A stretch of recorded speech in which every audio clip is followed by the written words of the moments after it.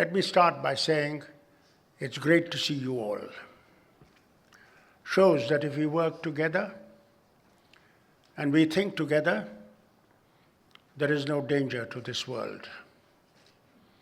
That is what is essential. Let us work together. Let us think of this world as one small God's gift to us. And we, the human beings, who did everything in their path to destroy this world, are now looking and thinking together, how do we save what God gave us? And what Dr. Pachauri and TERI has done, I'm very happy that they brought you all together.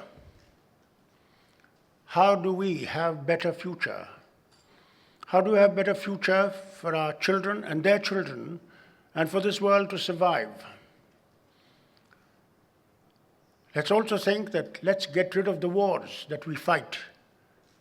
Time has come, and I think humanity must rise above many considerations. If we all work together, think together, for the safety, every one of us will be safe. No longer can we think in cubby holes, as small and thinking that we alone can save it. It's like a human body. One section of the human body goes out of gear, the entire body goes out of gear. And that is what has happened to this world.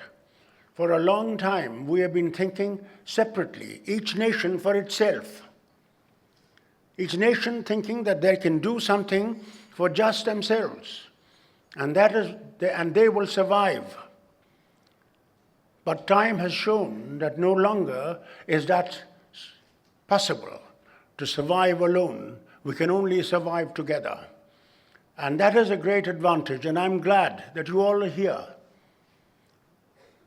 In India, we are fighting to survive.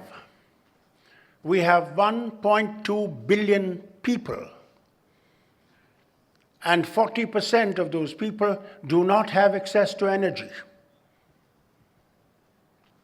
We still have, after 65 years of independence, people who do not get safe drinking water. And if you look at today's newspaper, it'll show you that adulteration that takes place in the food, sometimes one wonders whether one should eat the food that is before themselves. All this because man's greed. And that greed of the man should change. India is moving forward. India needs energy. Therefore, please forgive us. We have to use nuclear energy till renewable energy comes up to such a level that we are able to dispense with fossil fuels and nuclear energy. India spends 80% on getting fossil fuels. The money we could use for better drinking water, better roads, better hospitals, better education, better for our people, has to be spent on buying fossil fuels. Now here is a challenge to all of us. Let's work together to improving renewable energy.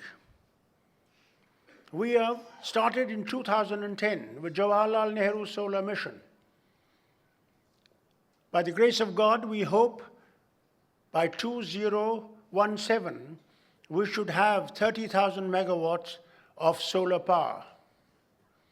And the Prime Minister of my nation, Dr. Manmohan Singh, wants us to develop 1 lakh megawatts of power from solar energy by 2017. We looked at it in my department, and we thought it was not possible. So we changed the date to 2027. But this we can do only by cooperation between all of us. Unless we cooperate, we are not going to be able to do it. Similarly, in the wind power, we are number 5 in the world. We are now going offshore. There are nations who have great expertise in this. We'll call on them to also help us in developing this energy that God has given us. Now, similarly, biomass we are developing. All this is being done so that our people will have a better life, better future. And we want to help other nations too. We feel we have to work together. And I'm glad I see top industrialists of India here, on whom we depend in a big way. And we hope that all of you will take this challenge, not only for India, but for the world.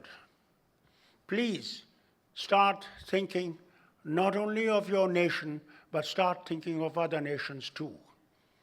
I hope this conference that has been held today will bring you together, will bring other nations together, and move forward to giving people better life, security of food, security of better air, better life.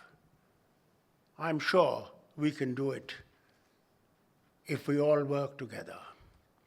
May God guide you to that direction, and may God preserve us from disasters that take place. God bless you all, and welcome to India, and I hope you work together for a much better world than what I have seen and what my children might see. Thank you. Jai Hind.